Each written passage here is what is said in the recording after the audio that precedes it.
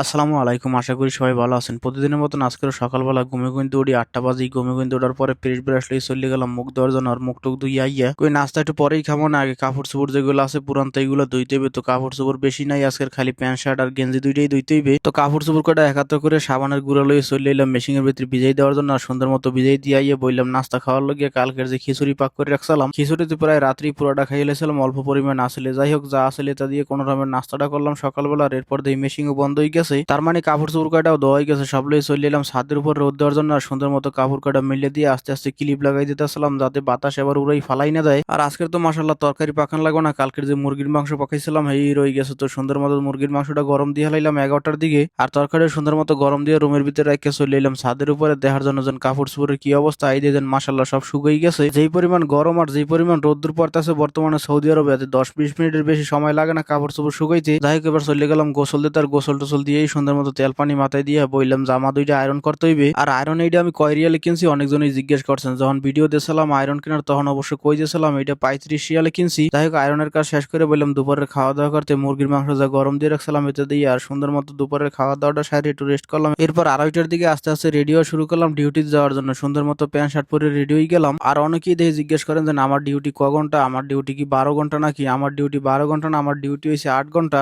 আগে ডিউটি যাইতাম 2:30 বাজে, আবার সময় আসলে 10:30, কিন্তু আইতাম আমরা 10টার দিকে, একটু আগে আইতাম। আর এখন ডিউটি হচ্ছে 3টা হইতে 11টা পর্যন্ত, কিন্তু আমরা 10:30টার ভিতরেই বাসায় চলে আহি। তবে যদি কোনো সময় পার্টি অনুষ্ঠান থাকে তাইলে আবার আইতে লেট হয়ে যায়। যাই হোক ডিউটির জন্য বাইরে বাইরে দিয়েছেন, সবাই দাঁড়াই দাঁড়িয়ে অপেক্ষা করতে আসে। আর এরপর দিয়ে গাড়ি চলে আসে। গাড়ি আজকের ছোট গাড়ি, বড় গাড়ি বলে নষ্ট হয়ে গেছে এই জন্য ছোট গাড়িতে করে নিতে আসে। যেহেতু ছোট গাড়ি এই জন্য অল্প অল্প করে লোকজন নিতে আসে, আমরা 2-3বারই আইতে হইবে। তো প্রথম গাড়িতেই আমি চলে এলাম, আইয়ে ফিঙ্গার টিঙ্গার দিয়ে সুন্দর মতো চলে এলাম কাজের গোড়ায়। আর টুকটাক কাজ কাম করে চলে এলাম আসরের নামাজটা পড়ার লইগে। আর আসরের নামাজ কালাম শেষ করে আইয়ে এরপর আস্তে ধীরে চা খাওয়ার পানি বয় দিলাম। চা খাওয়ার পানি এদিকে গরম হইতে হোক, এদিকে আস্তে আস্তে ফ্লাক্স ট্লাক্স যা আসলে সবকিছু ধুইয়া রেডি করে ফেলাইলাম। আর চা খাওয়া সুন্দর মতো রেডি করে দিয়ে এরপর আস্তে আস্তে ডিউটি করতেছিলাম। আর রাত্রি 10টা বাজে ডিউটি শেষ করে রওনা দিলাম বাসার দিকে। আর বাসায় আমি সবাই কইতেছিল যে আজকের ফ্রান্স আর ইংল্যান্ডের খেলা আছে, খেলা দেখবানি। আমি কই খেলা দেখতাম কি আর বাসায় যাইয়ে, আজকের এই খেলা দেখে কোনো লাভ নাই, শোয়ের ভিতরে ঘুমাইতে আছে। বাসায় ডিউটি ড্রেস ট্রেস খুললে আত্মক দিয়ে বই পড়লাম খাওয়া দাওয়ার লইগে। মুরগির মাংস যা রান্না আছিল এটা দিয়েই আর খাওয়া দাওয়া শেষ করে ডাইরেক্ট ঘুমাই গেলাম। কালকের ইনশাল্লাহ ফাইনাল খেলা দেখবো।